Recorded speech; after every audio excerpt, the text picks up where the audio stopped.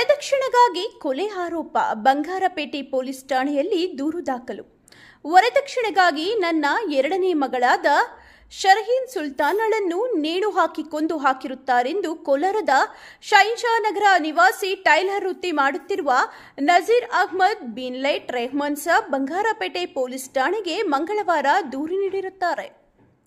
ದೂರು ನೀಡಿದ ನಂತರ ಮಾಧ್ಯಮದವರೊಂದಿಗೆ ನಜೀರ್ ಅಹ್ಮದ್ ಮಾತನಾಡಿ, ತಮ್ಮ ಮಗಳನ್ನು ಕಳೆದ 2019ರಲ್ಲಿ ಬಂಗಾರಪೇಟೆಯ ಸಿ ರಹೀಂ ಕಾಂಪೌಂಡ್ನಲ್ಲಿ ವಾಸವಿರುವ ರಶೀದ್ ರವರ ಮಗ ಮಸೂದ್ ಪಾಷಾ ಎಂಬುವರಿಗೆ 1 ಲಕ್ಷ ವರದಕ್ಷಿಣೆ, 30 ಗ್ರಾಂ ಬಂಗಾರ, ಮಗಳಿಗೆ 125 ಗ್ರಾಂ ಬಂಗಾರದ ಒಡವೆ, ಗೃಹ ಬಳಕೆ ವಸ್ತುಗಳನ್ನು ಹಾಗೂ ಬಟ್ಟೆಗಳನ್ನು ನೀಡಿ ಕೋಲಾರದ ಎಂಡಿಕೆ ಪ್ಯಾಲೇಸ್ನಲ್ಲಿ ಮದುವೆ ಮಾಡಿಕೊಟ್ಟಿದ್ದಾಗಿ ವಿವರಿಸಿದರು.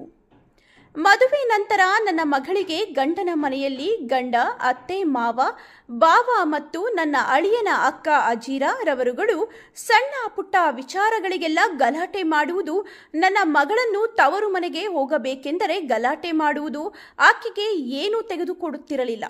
ಕೇಳಿದರೆ ನಿಮ್ಮ ತವರು ಮನೆಯಿಂದ ಹೆಚ್ಚಿನ ವರದಕ್ಷಿಣೆ ತೆಗೆದುಕೊಂಡು ಬಾ ಎಂದು ಹೇಳುವುದು, ಆಗಾಗ ಹೊಡೆದು ತವರು ಮನೆಗೆ ಕಳುಹಿಸುವುದು ಮಾಡುತ್ತಿದ್ದರು ಎಂದು ಆರೋಪಿಸಿದರು.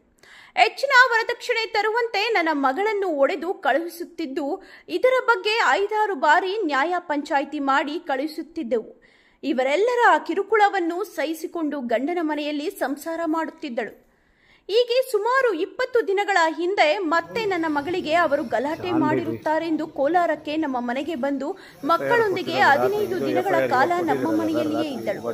ಆಗ ನನ್ನ ಅಳಿಯ ಬಂಗಾರಪೇಟೆಯಲ್ಲಿ ಉರುಸ್ ಇದೆ ಎಂದು ನನ್ನ ಮಗಳನ್ನು ಮತ್ತು ಅವರ ಮಕ್ಕಳನ್ನು ಕರೆದುಕೊಂಡು ಬಂದಿರುತ್ತಾನೆ ಎಂದು ತಿಳಿಸಿದರು.